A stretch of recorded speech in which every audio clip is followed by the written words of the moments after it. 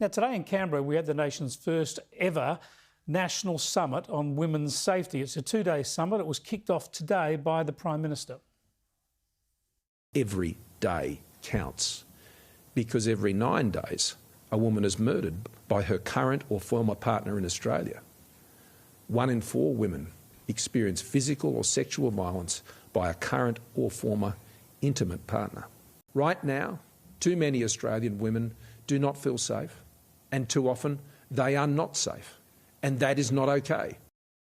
It is a massive social issue. Let's bring in Senator Ruston now, who's the Minister for Women's Safety. And there's no doubt we're all aware of the issues here, the crimes, the threats against women in their daily lives. What can a national summit deliver, though?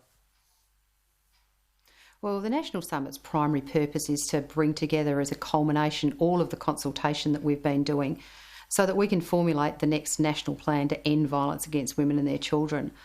It's a very ambitious plan, but, as you say, and the statistics that the Prime Minister was quoting in that, they're just completely unacceptable, and we really do need to start addressing not just the issue of responding to domestic violence and being there, frontline services, which is so important, but we've actually got to start changing the dial. We've actually got to start with early interventions so that it doesn't get to that kind of high level of violence. But most importantly, and the toughest one we've got to crack, is we've actually got to stop it happening in the first place.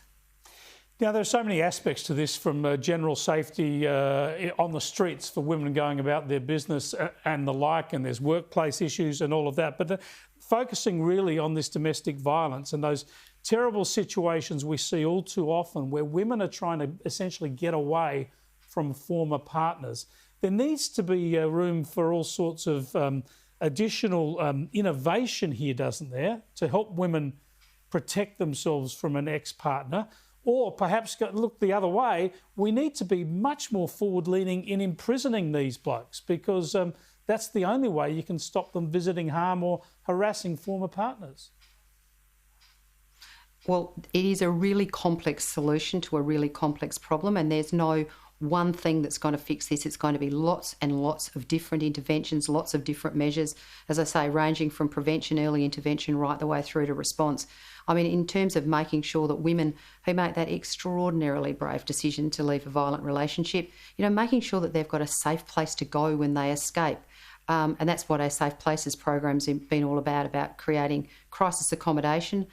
Just in the last 2 years, nearly 6,500 beds for women and children each year escaping violence. But it's also about our new escaping violence payment, providing women with cash to make sure that when they leave, whether it might be just going down to the supermarket and buying the kids a new lunchbox and a toothbrush and some toothpaste, or it might be putting down a deposit on a new rental property, a bond down on a new rental property. I mean, these are the kinds of things that we have to have at the front line, but sitting behind it, a really important role for the Commonwealth Government is to make sure that we work on those other two things, early intervention and prevention, so that we're not constantly having to wake up to the horrible headlines that we do so often. But just very quickly, do the state judicial authorities need to be less reticent to incarcerate men who have either visited violence or threatened violence?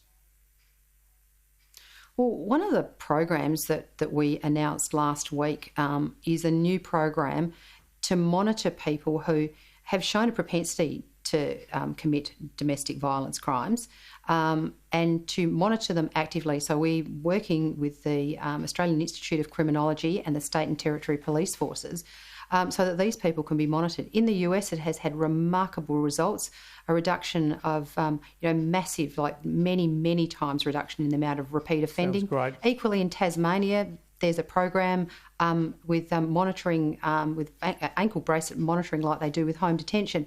We've seen an 80% reduction in the number of people repeat offending. Great. Keep looking at all those ideas and innovations. I appreciate your time, Minister. Thanks very much, Chris. All those possible reforms will be looked at again tomorrow as the National Summit goes into its second day.